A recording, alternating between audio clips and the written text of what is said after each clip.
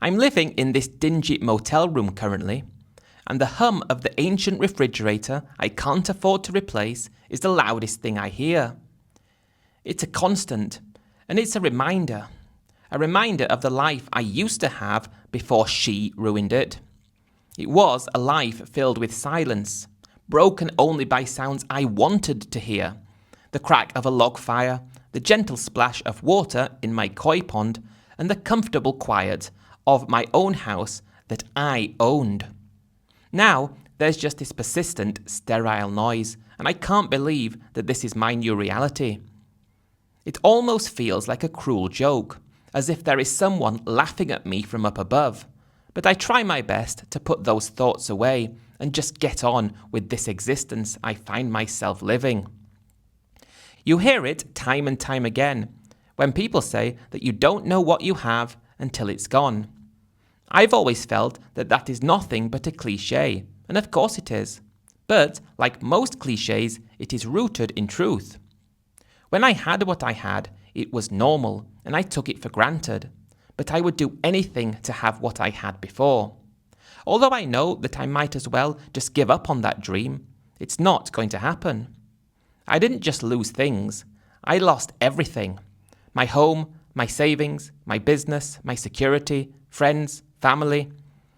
I even feel like I lost part of myself. It all went, piece by piece, and it was because of Maria. I loved her, and she was my wife. But I allowed her to ruin everything that I held so close. I met Maria during a trip to the Philippines 10 years ago.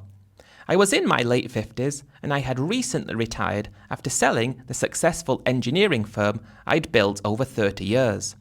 I wasn't rich, but I was comfortable, and that's all that mattered to me, knowing I would never have to work again. I had my dream house, one I'd worked years to be able to obtain.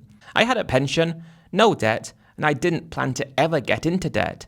I had managed to avoid debt all my life. My kids were grown up already, living their own lives. They'd moved away and were all living on opposite ends of the country. And since my first wife had sadly passed away a few years prior after a long illness, I didn't really feel at home anymore.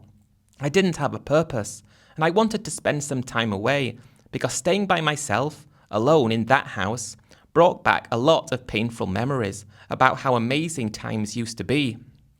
Coming to terms with the fact that you're never going to have times like that again, it does take a toll.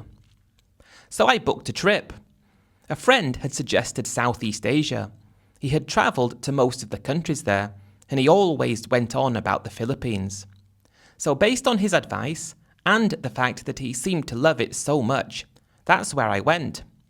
I'd always worked hard, and I'd never really taken the time to travel, but the Philippines seemed exotic and warm, and it was going to be a complete change of pace.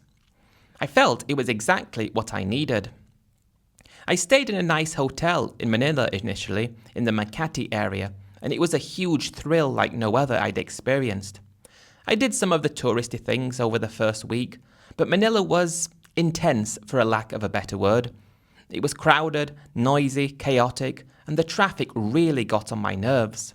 I craved something a bit more serene and laid back. I ended up travelling to Cebu. I remember my friend talking about how much he loved it there, and I found myself a nice little hotel by the coast that ticked all the boxes. It was there, a few days after I arrived, that I saw Maria, sitting at a little beach bar with some of her friends, and she was captivating. I felt feelings I hadn't felt for a long time.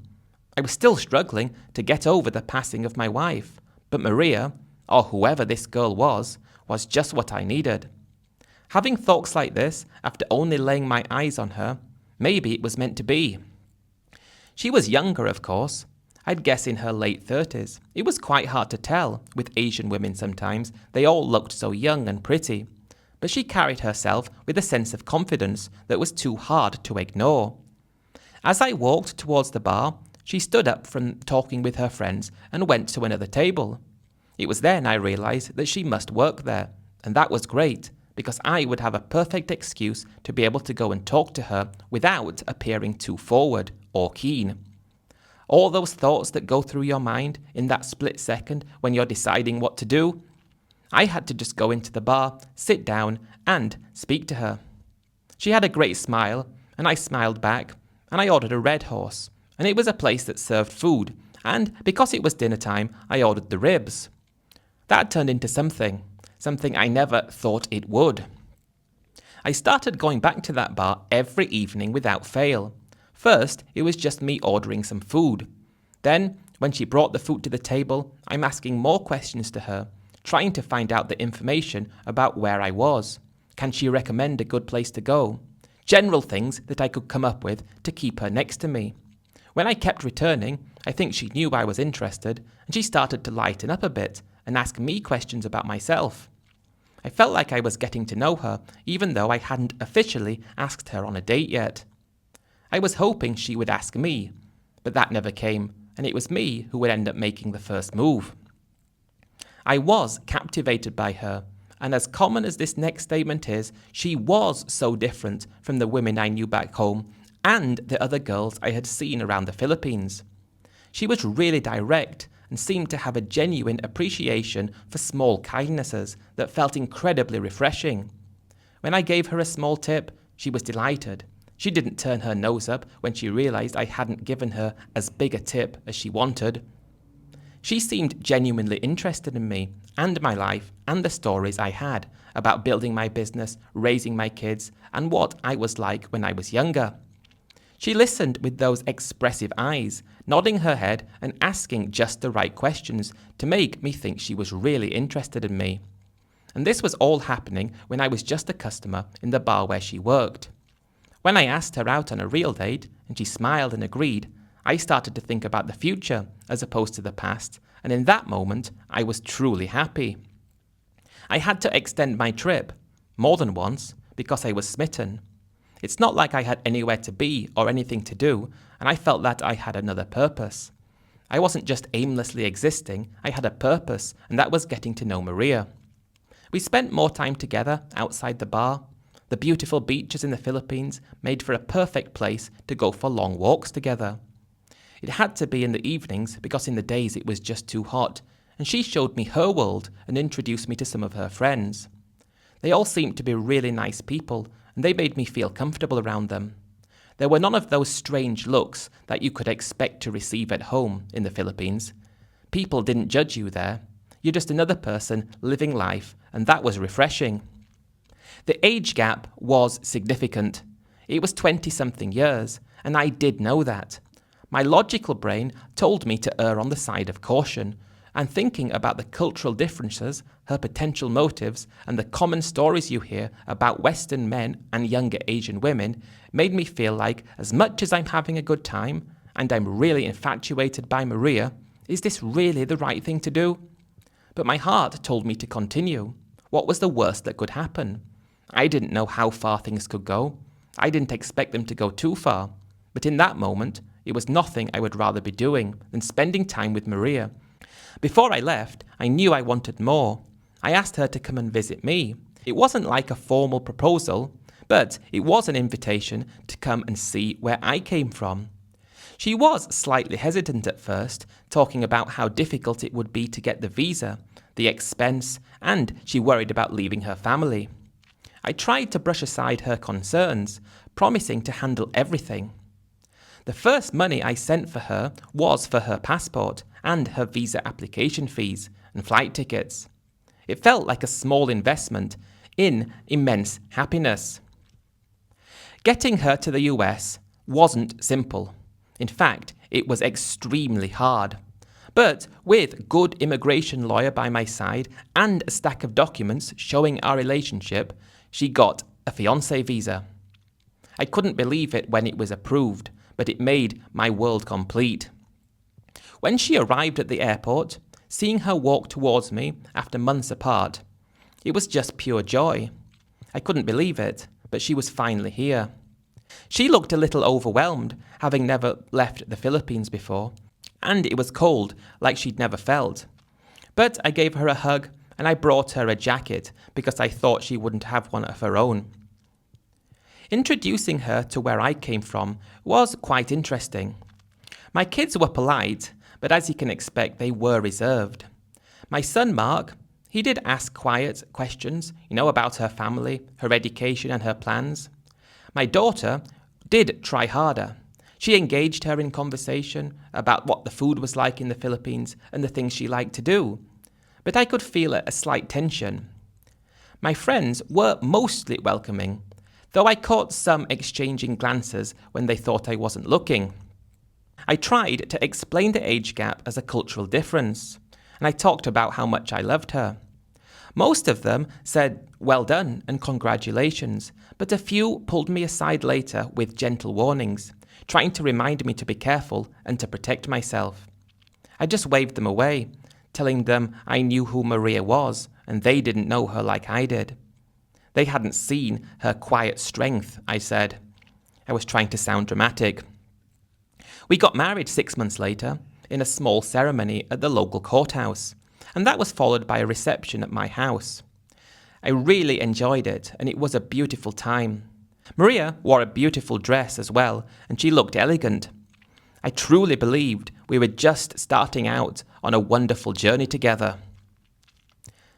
The start of the marriage early on was great, and Maria was a wonderful partner, just the type of partner I dreamed of. She took to running the house with a natural efficiency. She was a great cook. I wasn't much fond of Filipina food, but she could cook anything. And that filled the house with aromas. I thought back to my old wife, and I remembered her cooking and the house filling with smells like this. She was very affectionate and attentive, and she seemed to be genuinely happy to be with me. She said she loved the house, and she liked the garden and the yard, but she did spend a lot of time video calling her family, because she wanted to share her new life with them. Then it began. The requests started subtly. First, it was sending money home. I was doing that on a monthly basis for her, but these were extra requests. Her parents needed medicine. They were both not well. Then her brother lost his job. Her niece needed some supplies for school. They were only small amounts, and I could manage, and I understood. She came from a different part of the world with different obligations. Family support in the Philippines was paramount, and I was happy to help. I was happy to help because it made her happy. Making her happy made me feel good and like I was not just providing for her, but for the people that she loved. In a way, I felt it was an extension of my love to her. Then came slightly larger things. Her sister needed help starting a small business. Then her cousin wanted tuition fees for nursing school. I'm starting to think that these are a bit excessive. They were always framed, though, as opportunities, chances to lift her family out of poverty. These were investments in their future. Maria presented them with a soft voice. She was sometimes hesitant when she tried to bring this up, but sometimes bolstered by stories of hardship back home. It was as though she was trying to paint a picture that if we gave them this money, maybe they could build something as well. And I rarely said no to her. My savings were okay, and I could afford it, and it felt like the right thing to do. As these financial transfers became more regular, Maria suggested that we open a joint bank account. She said it would be easier so that we didn't have to keep getting money from me to her so that she could send it. She said that it's my money, your money, it's our money. It made sense. We were married. I felt like we were a team, and I agreed, adding a significant sum from my personal account to start it.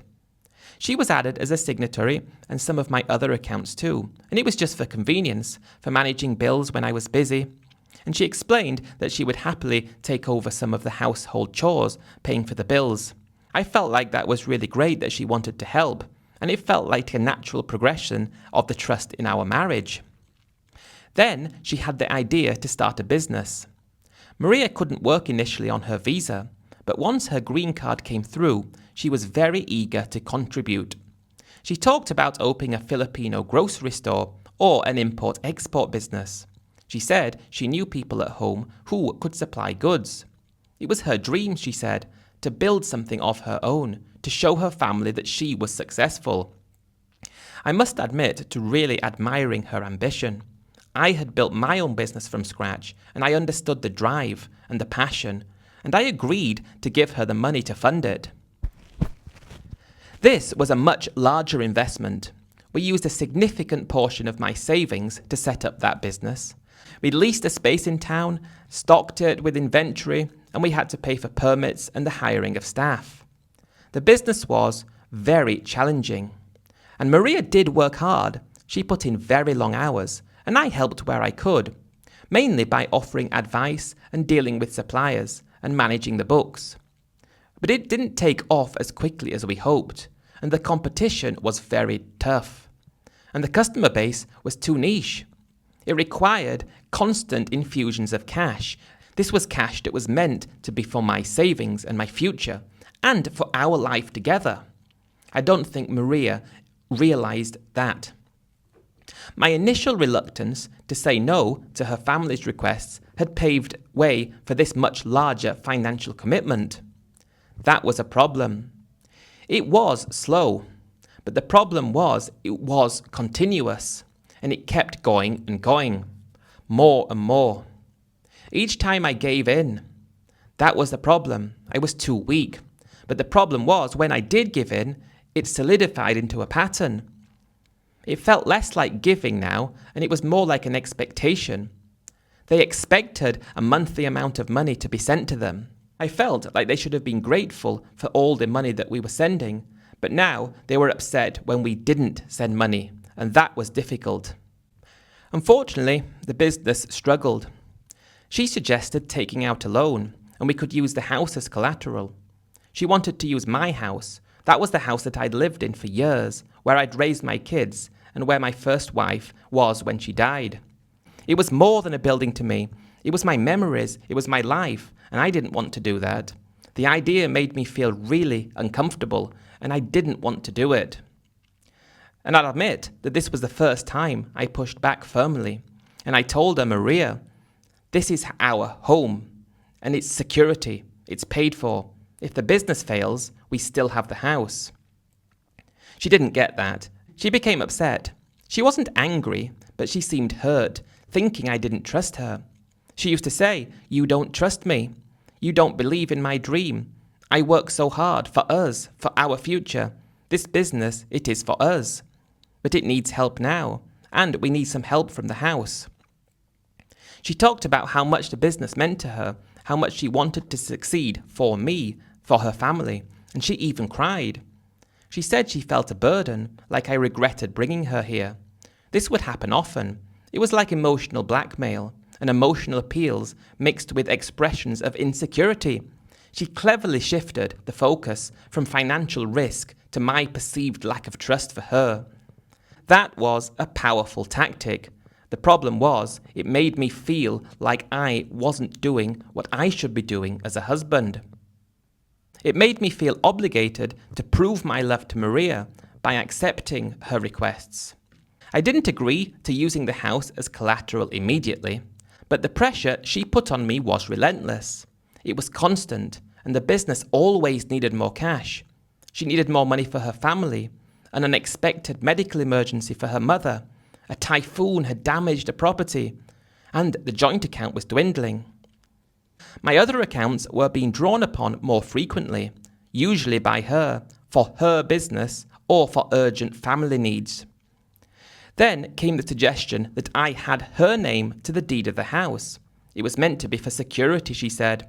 And when she said that, her hand was resting gently on my arm. Just in case something happens to you, I will have nowhere. Your children, they don't know me so well. They will take the house. Where will I go? That request hit me hard. I couldn't believe she asked it, and she put me in a really uncomfortable position. The house was always meant to go to them eventually, and adding her name to that, it felt like a complication, and it was another red flag that came up, but it was brighter this time. It was sending me a warning sign. But Maria was prepared.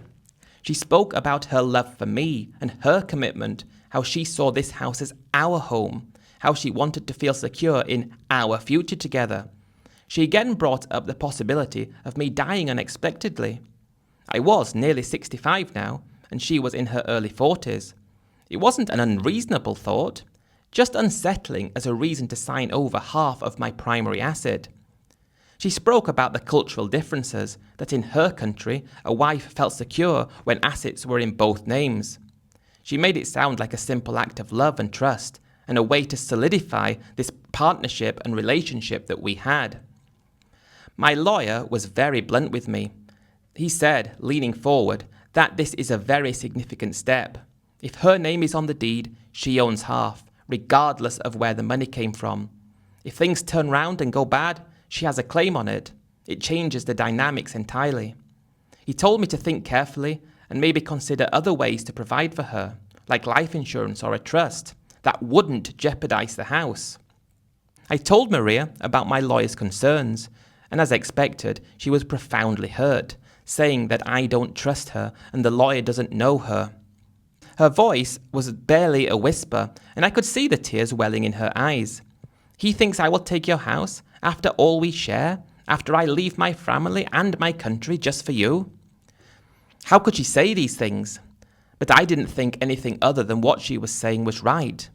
But as far as I was concerned, I was the one giving things for her, but she made me feel like she was doing more for me than I was for her.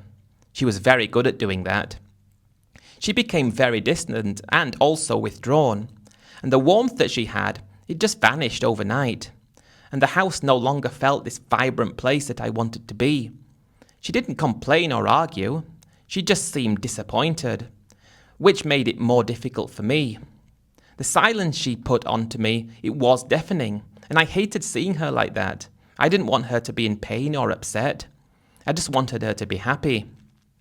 And that's the thing. My desire to make her happy, to prove my love, and to restore that warmth in our home, it wore me down. I rationalized it. We were married, and she was my wife. She should have security. My kids had their own lives, their own potential inheritances down the line. This was about my present and my happiness with Maria right now. I went back to my lawyer, overriding his cautions, and I signed the papers, and her name was added to the deed. Half of my home, my most significant asset, was now legally hers. After the deed was signed, the atmosphere lightened immediately. Unbelievable that, but Maria was radiant again, showering me with affection and thanking me for trusting her and for loving her enough to make her feel secure. I felt a brief respite. It was a sense of relief that the tension had vanished, but it was a misguided belief that I had done the right thing for our marriage. With her name on the deed, the conversation about using the house as collateral for the business resurfaced. This time, my resistance was weaker. It felt like a logical next step after adding her to the deed. It's our house now, she said gently, and we can use our asset for our business. She was very manipulative. I agreed.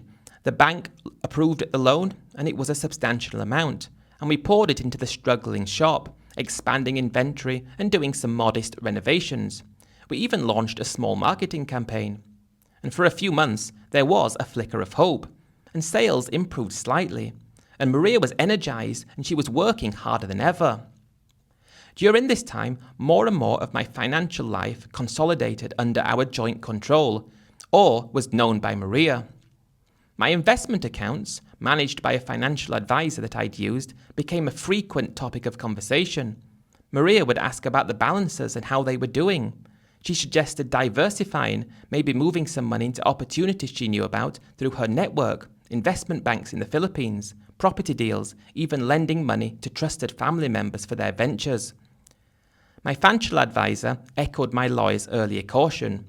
Diversification is good, he said, but these opportunities are highly speculative, and they're outside our usual purview, and sending large sums of money overseas always requires extra scrutiny. Again, Maria would counter with soft persistence, painting pictures of incredible returns, of helping her family while simultaneously growing our wealth. She always liked to add in the our. She made me feel old-fashioned and overly cautious. You worked so hard for your money, David, she says. Don't you want it to work hard for you? I couldn't believe she said that, but she had a way of convincing me.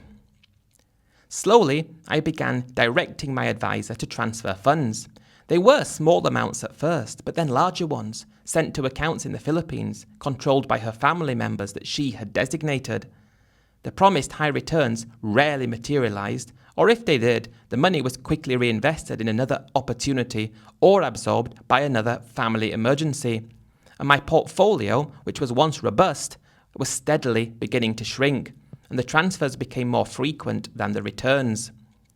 As my liquid assets diminished, the pressure mounted from the struggling business and the constant requests from her family. The shop that she opened was a money pit. We were barely breaking even some months, on others we had a loss, and the loan had been spent, and the family needs seemed to continue. I often think, what would happen if I wasn't in the picture? How would her family have coped then? They would have been able to cope, they'd have just got on with it, but Maria saw me as a way to improve her family's existence. I regret allowing that to happen. She talked about selling the business. It wasn't working, and she admitted it, and she sounded tired and defeated. Logically, it was a good idea to cut our losses, but selling it wouldn't recoup the significant loan we'd taken against the house.